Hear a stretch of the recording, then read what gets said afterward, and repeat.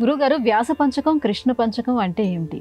చాతుర్మాస్య దీక్షలో ఉన్నటువంటి సన్యాసులు ఆ దీక్షను స్వీకరించే ముందు వ్యాస పూజ చేస్తారు. ఏ విధంగానైతే గృహస్థు ఉపాకర్మ చేస్తాడో అలానే సన్యాసులు వ్యాస పూజ చేస్తారు. వ్యాస పూజ అంటే కేవలం వ్యాసుడిని మాత్రమే పూజించటం కాదు, ఈ వేదాంత విజ్ఞానాన్ని, అద్భుతమైన ఆత్మజ్ఞానాన్ని ప్రపంచానికి ప్రసాదించినటువంటి మహానుభావులనందరినీ పూజిస్తారు.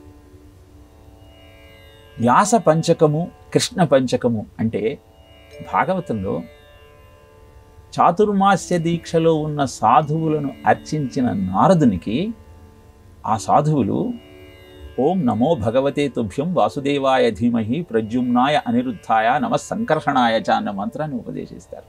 తత్కారణంగా అతనికి భగవద్ దర్శనం అవుతుంది. ఈ చతుర్వ్యూహాలు అంటే వాసుదేవ, ప్రద్యుమ్న, అనిరుద్ధ, సంకర్షణ కృష్ణుడితో కలిసినప్పుడు కృష్ణ పంచకంగా పిలువబడుతుంది. సకల చరాచర సృష్టికి ఆధారం ఆ చతుర్వ్యూహమే. ఇక వ్యాసుడు అద్భుతమైనటువంటి వేదాంత విజ్ఞానాన్నంతా న్యాసం చేయటమే కాకుండా తన శిష్యుల ద్వారా ప్రచారం చేయించాడు.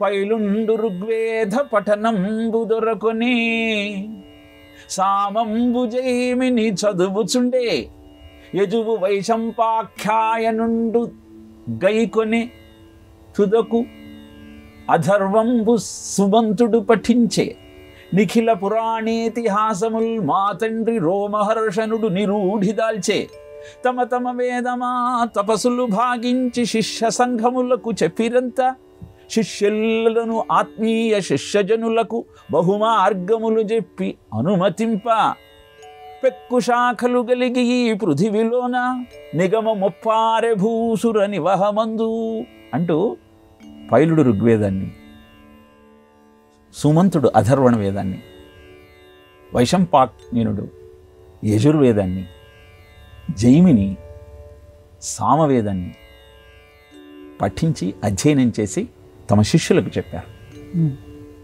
ఇలా శిష్యులు వారి శిష్యులకు చెప్పారు.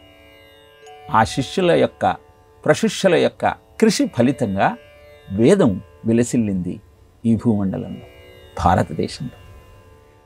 ఈ అభిప్రాయం కలిగిన ఆ సాధువులంతా తమ బాధ్యతను గుర్తు చేసుకుంటూ దీనిని ప్రపంచంలో అందరికీ అందించాలన్న సత్సంకల్పంతో వ్యాస పంచకాన్ని వ్యాసుడు, పైలుడు, జైమిని, వైశంపాయనుడు, సుమంతుడు ఈ ఐదుగురిని పూజిస్తారు. ఇలానే ద్రవిడ పంచకము, సనక పంచకము, గురు పంచకము ఇలా 6 సమూహాల గురించి వ్యాస పూజలో ప్రస్తావన జరుగుతుంది. ఆవాహన చేసి పూజించి తమ బాధ్యతను గుర్తు చేసుకుంటూ చాతుర్మాస్య దీక్ష ద్వారా ప్రపంచానికి తాము చేయాల్సినటువంటి విధులను జ్ఞాపకం చేసుకుంటూ అద్భుతమైనటువంటి దీక్షకు శ్రీకారం చుడతారు సాధు సంతువులంతా.